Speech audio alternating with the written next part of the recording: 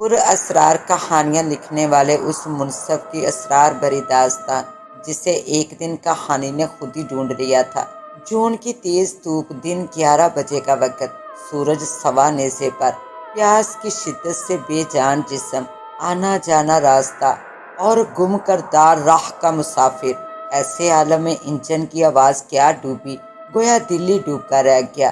یہ وہ آخری چیز تھی جو میں نہیں دیکھنا چاہتا تھا کہ آج صبح کس منحوس کی شکل دیکھی تھی کہ عموماً انسان سب سے پہلے اپنی صورت دیکھنے کا شرف حاصل کرتا ہے۔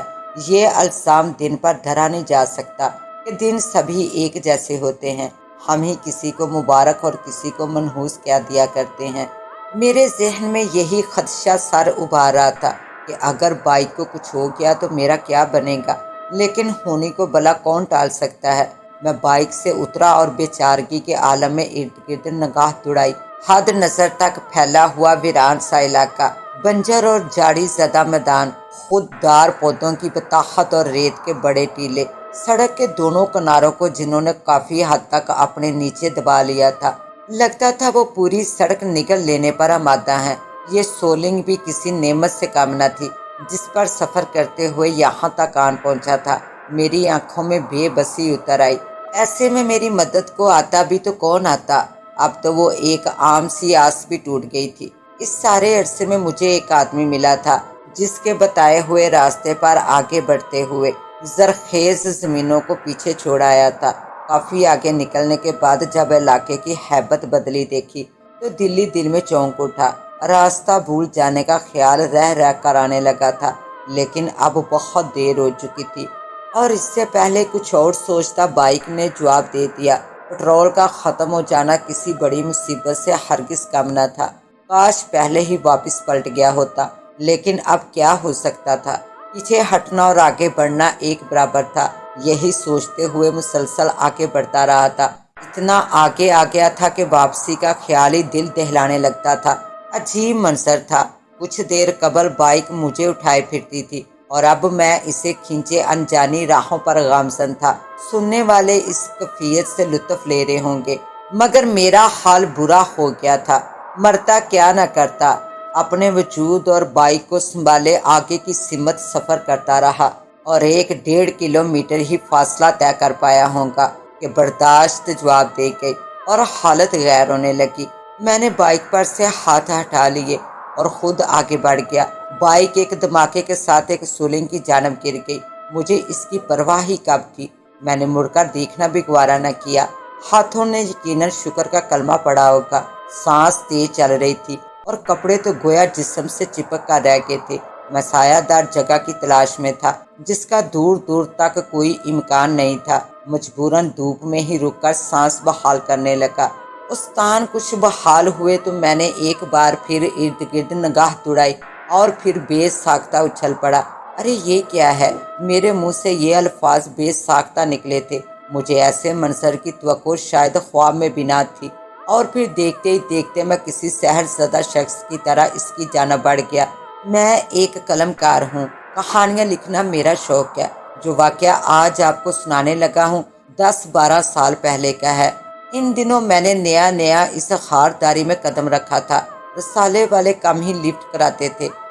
کئی ماہ کے حوصلہ شکن انتظار کے بعد کوئی ایک آدھ چھوٹی موٹی تحریر لگا کر احسان کر دیا کرتے تھے۔ انہی دنوں پر اسرار کہانیوں کا رواج سا چل پڑا۔ ہر سال میں کہیں ایک پر اسرار نمبر لگانے لگا تھا۔ جس رسالے میں میں لکھا کرتا تھا، انہوں نے بھی اوپر تلے کئی خاص نمبر لگائے۔ رسالے میں جگہ پانے کے لیے میں نے بھی قسمت آزمائی کا فیصلہ کر لیا۔ میں نے گھر کے بڑے بوڑھوں کی سنائی ہوئی کئی کہانیاں لکھ کر بھیج دی۔ خدا کا کرنا یہ ہوا کہ انہیں نہ صرف خاص نمبر میں جگہ ملی بلکہ کامیابی بھی ہاتھ آئی۔ میں اپنی اس کامیابی پر خوشی سے پھولے نہیں سماتا تھا۔ پھر ایک دن ایڈیٹر صاحب کا خط ملا تو اسے پڑھ کر میری آنکھیں بھر آئی۔ یقین ہی نہ آتا تھا کہ یہ خط واقعی مجھے لکھا گیا ہے۔ بار بار خط پڑھا اور بیج کنی سے اپنا نام دیکھا۔ ایڈیٹر صاحب نے تعریفی الفاظ کے بعد مجھے آئندہ خاص نمبر کے لیے پر اسرار کہانی لکھنے کی بطور خاص فرمائش کی تھی۔ کئی دن اسی خوشی میں گزر گئے۔ پھر ایک دن حسب فرمائش کہانی لکھنے کے لیے کاغذ قلم تھام کر بیٹھا تو یوں لگا مجھے جیسے سرے سے لکھنا ہی نہیں آتا۔ جو قصے کہانیاں سن رکھی تھی وہ پہلے ہی لکھ بھجوا چکا تھا۔ میرے تو ہاتھ پاؤں ہی پھول کے۔ کہانی بھجوانے کی آخری تاریخ میں چند دن کا فاصلہ تھا۔ سوچ سوچ کر برا حال ہو گیا، لیکن مسئلہ جوں کا توں تھا۔ بالآخر میں نے خود سے کہانی لکھنے کا پلان بنا لیا۔ ویسے آپس کی بات ہے، مجھے جنوں بتوں کی کہانیاں لکھنے اور پڑھنے کا کبھی شوق نہیں رہا۔ رسالے میں جگہ بنانے کی مجبوری نہ ہوتی تو ایک کہانی بھی تحریر نہ کرتا، لیکن اب کیا ہو سکتا تھا۔ میری شناخت ایک پر اسرار کہانیوں کے محل لکھاریوں کے طور پر بن رہی تھی، اور رسالوں میں جگہ پانے کی پرانی خواہش بڑی مشکل سے حقیقت کے روپ میں ڈل رہی تھی۔ سو مجھے کچھ نہ کچھ تو آخر کرنا ہی تھا۔ چند دن اور گزر کے بات پھر بھی نہ بنی۔ آخر اتوار کے دن میں نے گھر سے نکل کر تفریح مقام پر جانے اور کہانی لکھنے کا فیصلہ کر لیا۔ شہر کے ایک خوبصورت باغ کا تذکرہ اکثر سنا کرتا تھا، لیکن اس طرف جانے کا اتفاق آج تک نہ ہوا تھا، سو اسی طرف جانے کی ٹھان لی۔ ایک دوست سے راستہ پوچھا، جیب میں کاغذوں کا پلندہ ٹھونسا، بائک پر سوار ہوا اور یہ جا وہ جا۔ کوئی آدھے گھنٹے بعد بائک روک کر پریشان کھڑا تھا۔ سنگل روڈ پر ایک درخت کچھ یوں گرا ہوا تھا کہ آگے بڑھنے کا راستہ بند ہو کر رہ گیا تھا۔ درخت کا تنا تھا بھی خاصا موٹا، ورنہ اس کے اوپر سے بائک گزارنے کی کوشش کرتا۔ ابھی میں اسی پریشانی میں تھا کہ کیا کروں کہ ایک آواز نے مجھے چونکا دیا۔ کوئی مقامی آدمی تھا، شاید اس نے یہ کہہ کر میری مشکل آسان کر دی کہ بائیں جانے والی ایک سرنگ کے ذریعے لمبا چکر کاٹ کر میں پھر اس روڈ پر آ سکتا ہوں۔ میں نے اس کا شکریہ ادا کیا اور اس کے بتائے ہوئے راستے پر چل پڑا۔ جب کافی آگے جانے کے بعد بھی سرنگ روڈ کی جانب جاتی دکھائی نہ دی تو میں پریشان ہو گیا۔ راستہ دیکھا بلا ہوتا تو یہ بھی پریشانی نہ ہوتی۔ ایسے میں پھر ایک فرشتے نے میری مدد کی۔ اس نے بتایا کہ اس طرف 12 منٹ بعد یہ سرنگ روڈ سے جا ملے گی۔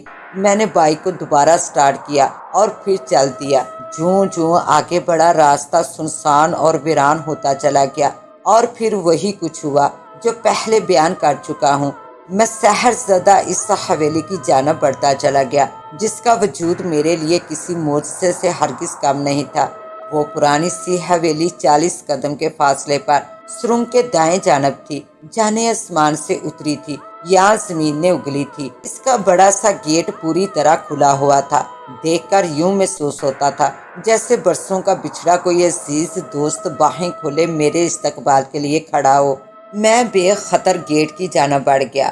حویلی میں داخل ہوتے جو پہلا تاثر میرے ذہن میں ابھرا وہ یہی تھا کہ حویلی میں کوئی ذی روح نہیں بستا۔ شاید برسوں سے کسی آدم ذات نے اس میں قدم نہیں دھرا تھا۔ صحن کے عین درمیان ایک فوارہ جو برسوں کا خشک پڑا تھا۔ صحن میں جاڑ جھنکار خشک پتے بکھرے ہوئے۔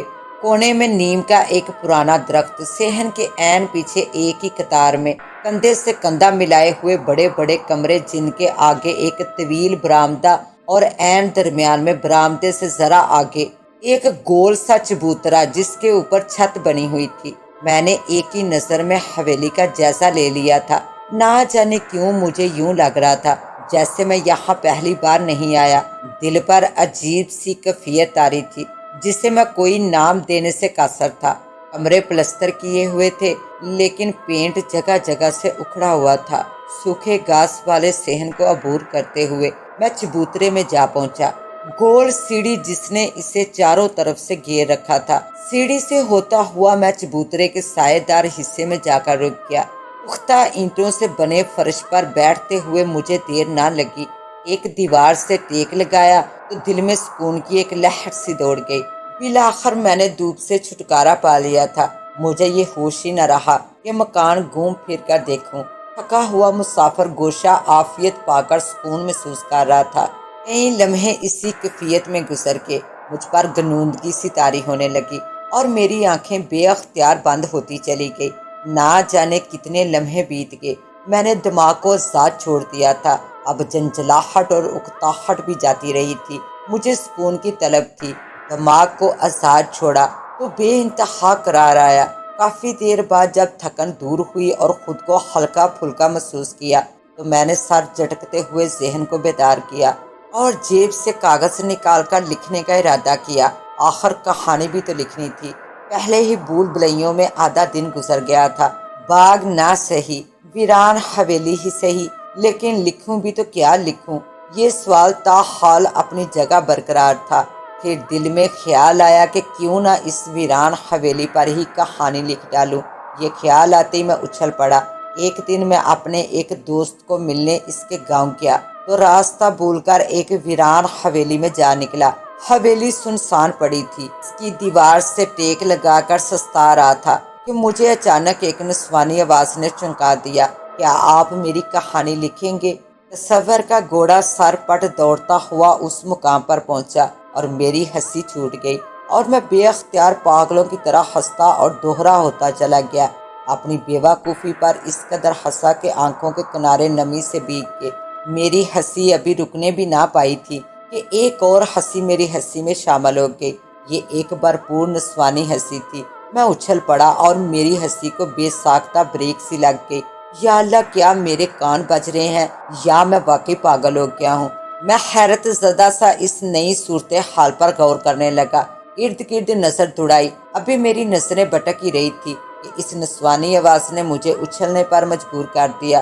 تو کیا ایسا نہیں ہو سکتا کہ یہ کوئی ناممکن بات ہے؟ آواز بالکل واضح تھی۔ میں نے آواز کی سمت دیکھا تو دیکھتا ہی رہ گیا۔ سفید کرنوں جیسا لباس زیب تن کیے وہ آسمان سے اتری ہوئی کوئی حور دکھائی دے رہی تھی۔ سب سے نمایاں چیز اس کا چہرہ تھا جس پر سجی روشن آنکھیں مجھ پر مرکوز تھی۔ میں آنکھیں پھاڑے اسے دیکھتا رہا۔ کیا آج تک کوئی انسان نہیں دیکھا؟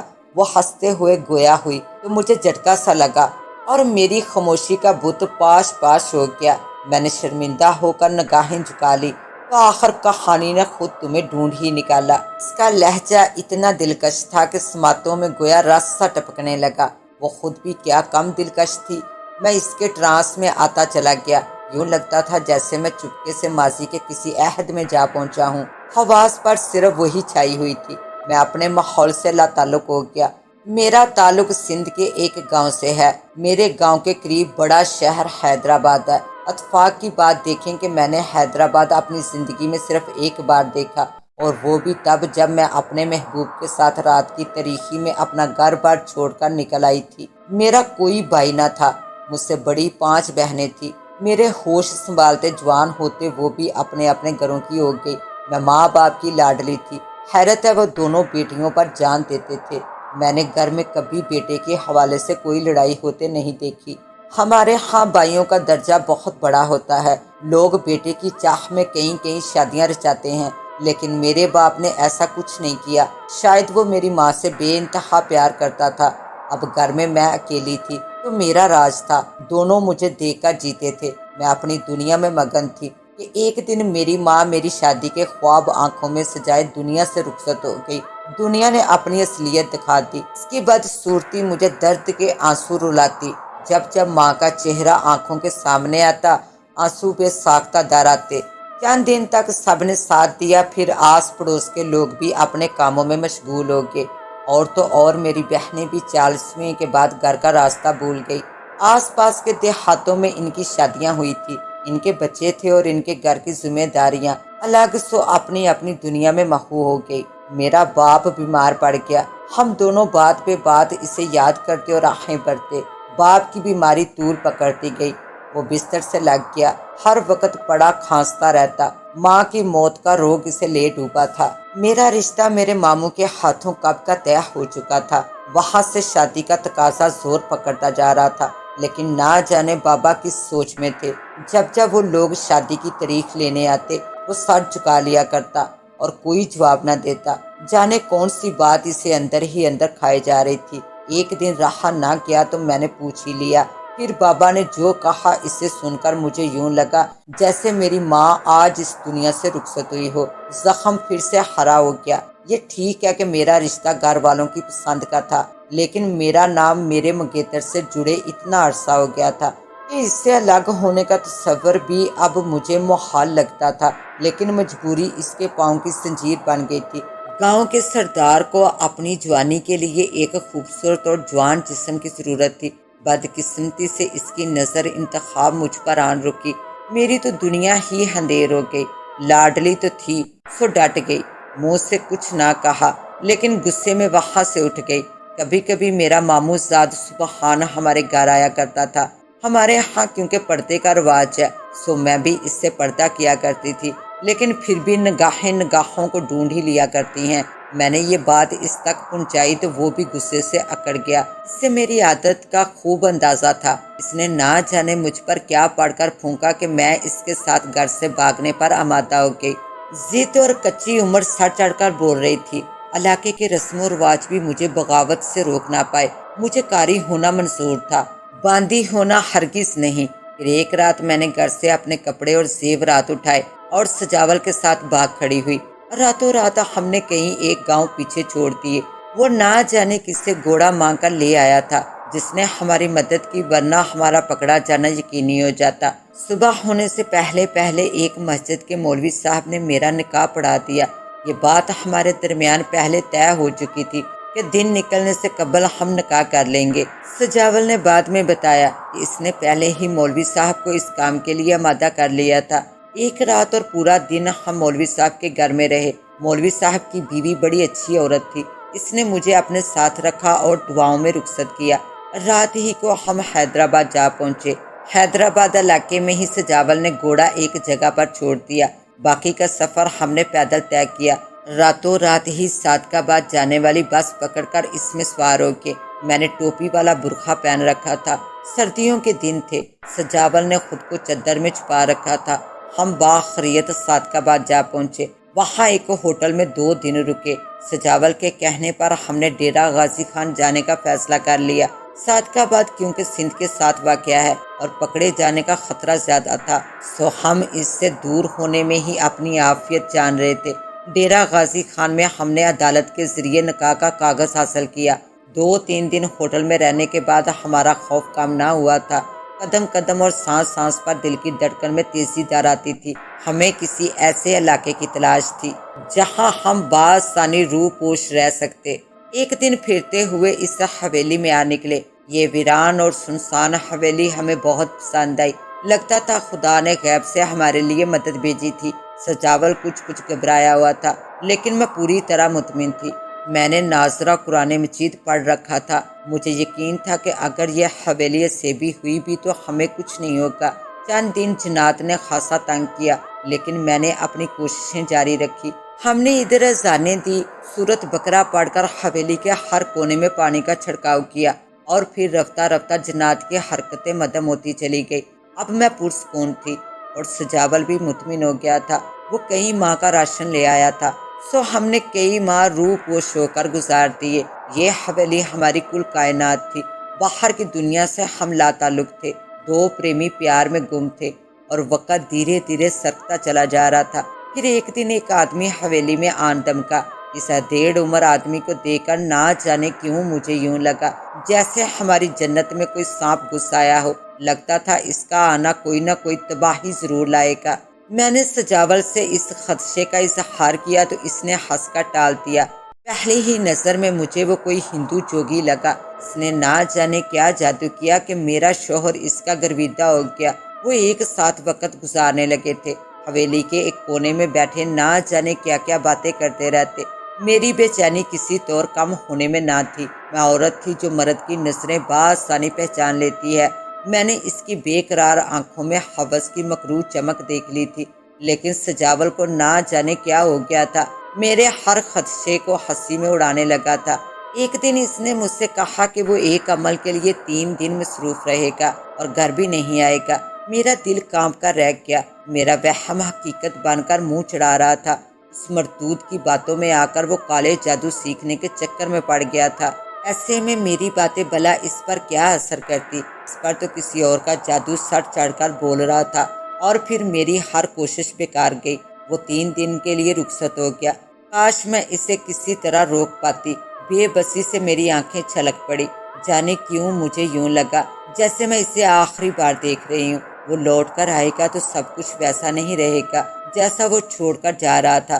جاتے جاتے اس نے بڑے یقین سے کہا، اب اس عمل کے بعد دنیا کی کوئی طاقت ہمیں دور نہیں کر پائے گی۔ خوف کا دور ختم ہوا۔ اب لوگ ہم سے ڈریں گے اور ہم اس جنت میں سکون کی نیند سوئیں گے۔ پہلی رات سکون سے گزری تو میرا وہم کچھ کم ہوا۔ لیکن دن کی گہرائیوں میں چھپا خوف کسی پل چین نہ لینے دیتا تھا۔ میں نے گھر کے کاموں میں خود کو مصروف کر لیا۔ آخر پہاڑ جیسا وقت بھی تو کسی بہانے کاٹنا ہی تھا۔ سچ ہے مصیبت میں وقت کٹتا نہیں، کاٹنے کو دوڑتا ہے۔ دوسرے دن عصر کے وقت وہ جوگی حویلی آن پہنچا۔ میں نے اسے چارپائی پر بٹھایا اور روٹی لانے کے لیے واپس مڑ گئی۔ دل کی دھڑکن وجود میں زلزلہ پیدا کر رہی تھی۔ خود کو نارمل رکھنے کے لیے مجھے بڑی دشواری پیش آ رہی تھی۔ میں سپاٹ چہرہ لیے کھانا اٹھا کر اس کی جانب بڑھ گئی۔ دل کی دھڑکنیں کن پٹی پر ٹھوکریں مار رہی تھی۔ میں جمے جمے قدم اٹھائے اس کے سامنے جا پہنچی۔ کوشش کے باوجود میرے ہاتھ کپ کپا اٹھے۔ جانے کیا تھا اس کی آنکھوں میں کہ ایک بار کی میرا پورا وجود ہل کر رہ گیا۔ کھانا رکھ کر جانے لگی تو اس نے میرا ہاتھ پکڑ لیا۔ میں سمجھ گئی قیامت کی گھڑی آن پہنچی ہے۔ میں نے ہاتھ چھڑایا اور اس سے دور ہو گئی۔ واپس مڑی تو میرے ہاتھ میں چھری تھی۔ چھری دے کر بجائے گھبرانے کے وہ کہکا لگانے لگا۔ اس کو میری حرکت بڑی بچکانہ سی لگی تھی۔ پھر اس نے منہ ہی منہ میں کچھ پڑھنا شروع کر دیا۔ ایک لمحے کے لیے تو مجھے یوں لگا جیسے میرا ہاتھ شل ہو گیا ہو اور میرے وجود پر فالج گر گیا ہو۔ میں نے خدا کو یاد کرتے ہوئے چھری بلند کی اور پوری قوت سے اپنے پیٹ میں دے ماری۔ میرے منہ سے چیخ اور پیٹ سے خون کا فوارہ ایک ساتھ نکلا۔ میں نے جان پر کھیل کر اسے ناکام کر دیا تھا۔ اس کی حالت دیکھنے والی تھی، جیسے اسے اپنی آنکھوں پر یقین نہ آ رہا ہو۔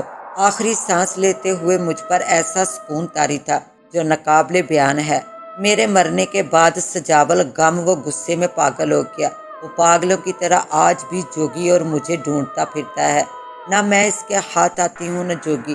کہو کیسی لگی؟ اس کی آواز نے مجھے ہوش کی باتی میں لا پھینکا۔ بڑی المناک داستان ہے۔ مجھے اس کے ایک حرف پر پورا یقین ہے۔ میں نے سر جھٹکتے ہوئے دکھی ہو کر کہا، تمہیں ایک کہانی کی تلاش تھی اور مجھے ایک کہانی کار کی۔ ہم دونوں کی ضرورت ایک دوسرے کے وجود سے جڑی ہوئی تھی۔ میں خود یہ چاہتی تھی کہ میری کہانی دنیا کے سامنے آئے۔ میں بتانا چاہتی تھی کہ گھر سے نکل بھاگ جانے والی لڑکیوں کے ساتھ زمانہ کیا سلوک کرتا ہے۔ میں تو پھر بھی خوش نصیب تھی کہ میں نے عزت بچا لی اور پھر خدا نے بھی مجھے معاف کر دیا۔ میرا یہی عمل میری بخشش کا وسیلہ بن گیا۔ اور سجاول اس کا کیا بنا؟ اس کی منزل اب کیا ہے؟ میں نے بے تابی سے پوچھا۔